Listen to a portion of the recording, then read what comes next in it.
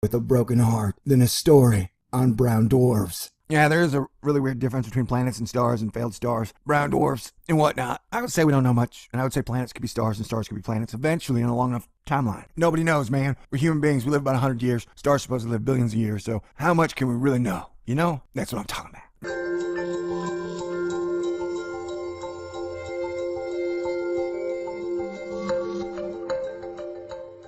So stay tuned, because who knows what we might find. I don't know. Okay, stay cool.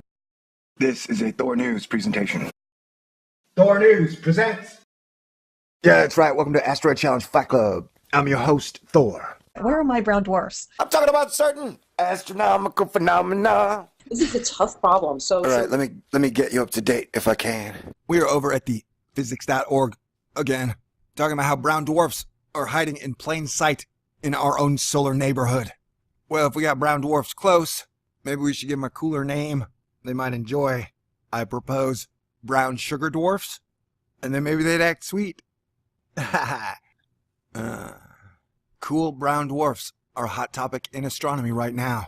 Smaller than stars and bigger than giant planets, they hold promise for helping us understand both stellar evolution and planet formation. New work from a team, including Carnegie's Jonathan Gagné, has discovered several ultra-cool brown dwarfs in our own solar neighborhood. And ultra-cool means that these are some hep cats who know how to get down.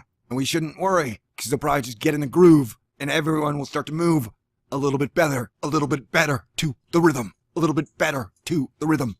I mean, that's what celestial mechanics is really all about. Dancing. Man, I think doing too many hurricane videos messed me up. Cool brown dwarfs are a hot topic in astronomy right now. Oh, I read that shit. I don't even know how to read anymore. Brown dwarfs are sometimes called failed stars by scientists who have failed imaginations and are really bad at naming stuff and are really bad at describing things. Like, I mean, a brown dwarf can ignite and become a star, just like Jupiter can ignite and become a star. Why do you think you guys launched some nukes in there, trying to ignite that thing? Astronomers have witnessed 5 massive explosions on the planet Jupiter as fragments from the shoemaker Levy collided with the planet. Larger explosions are expected later this week. They called it the biggest explosion in the solar system for hundreds of years. Half an hour after the first comet fragment went in, the impact was still visible. The cloud of debris spread out for thousands of miles and was over 1,000 miles high. The astronomers were jubilant. We're going to see things and we're going to learn a lot. That's the good news tonight. You know, man, I'm just telling you like it is. They're too small to sustain the hydrogen fusion process to power stars. So after forming, they slowly cool, contract, and dim over time, but still maintain their fluid metal silicate motion of the inner core ocean that gives them auroras. They're crazy, man. So now you've called them dwarfs, you've called them failed stars, and you've said they're dim. Is it really best to piss off a giant brown dwarf, bro? Like, the Huffington Post won't be able to protect you, man. Their temperature can range from nearly as hot as a star to as cool as a planet. And scientists know this because they've licked a lot of them. And their masses also range between star-like and giant planet-like. Oh, they are fascinating to astronomers. And hey, me too. For a variety of reasons. Mostly because they can serve as a bridge between stars and planets in the broken accretion disk model theory. And how the former influences the latter, particular when it comes to composition and atmospheric properties. But much about them remains unknown. Everyone will benefit from the study of brown dwarfs because they can often be found in isolation, just like the brown recluse spider will put a nasty whelp of hurt on you, which means that we can more easily gather precise data on their properties without a bright star blinding our instruments. Gagné said, who was also a collaborator of the Institute for Research on Exoplanets, IREX, at the Université de Montréal. You see, man, discovering new brown dwarfs will help scientists to better quantify the frequency at which they occur both in our solar neighborhood and beyond. Knowing the abundance and distribution of brown dwarfs provides key information on the distribution of mass in the universe, because that's real important. Once scientists have totally figured out exactly how much mass is in the universe, they'll have all their problems licked. I'm sensing a theme this episode. I can't quite put my finger on it, though. Discovering new brown dwarfs will help scientists to better quantify the frequency at which they occur both in our solar neighborhood and beyond. Knowing the abundance and distribution of brown dwarfs provides key information on the distribution of mass in the universe and on the mechanism of brown dwarf formation. For example, whether they form in isolation all by themselves, or they are ejected by larger planetary systems. Maybe they're scouts. Boom, boom, boom. Brown dwarfs are celestial objects that are intermediate Oh, wait. Stars are formed from clouds of gas that... Yeah, I'm pretty sure all that's wrong, dudes. Sorry about that. And you know, when my dustbuster gets full, its gravitation collapses and it turns into a star. It's really awesome. You should try it. Lonely rogue brown dwarfs. Maybe somebody should set up a dating site for them.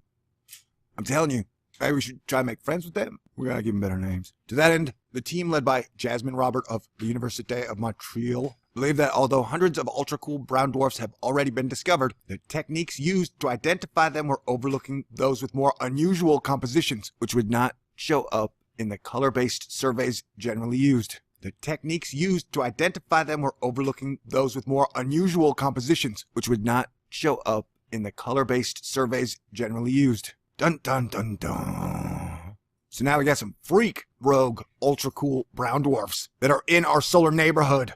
Celestial graffiti. Gravity graffiti. Alright, so they surveyed 28% of the sky and discovered 165 ultra-cool brown dwarfs, about a third of which have unusual compositions or other peculiarities when talking about brown dwarfs. Ultra cool means temperatures under 3,500 Fahrenheit or 2,200 Kelvin. The search for ultra cool brown dwarfs in the neighborhood of our own solar system is far from over, said Gagné. Our findings indicate that many more are hiding in existing surveys. The story's kind of one big tease, man. It was like you're talking about big brown sugar dwarfs bumping up on our back doors, wanting to dance a party or something. But he didn't mention no brown dwarfs, where they were, what was going on. You know, it's kind of disappointing, man. I thought I might have one more good joke, but I don't. Oh yeah, so what happens if the scientists find a dorky brown dwarf? They're not going to pay him any attention, you know? That'd be ironic, considering the scientist might have been a geek himself, and to ignore the geeky celestial body, just because it's not ultra cool, you know, man?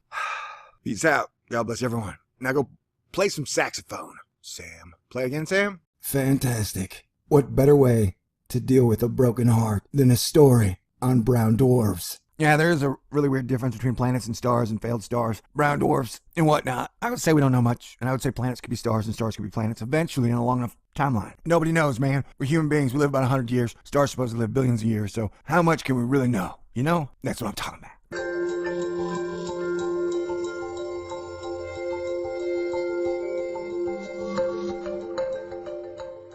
So stay tuned, because who knows what we might find. I don't know. Okay, stay cool. This is a Thor News presentation. Thor News presents... Yeah, that's right. Welcome to Asteroid Challenge Fight Club. I'm your host, Thor. Where are my brown dwarfs? I'm talking about certain astronomical phenomena. This is a tough problem. All right, let me get you up to date if I can. We are over at the physics.org again, talking about how brown dwarfs are hiding in plain sight in our own solar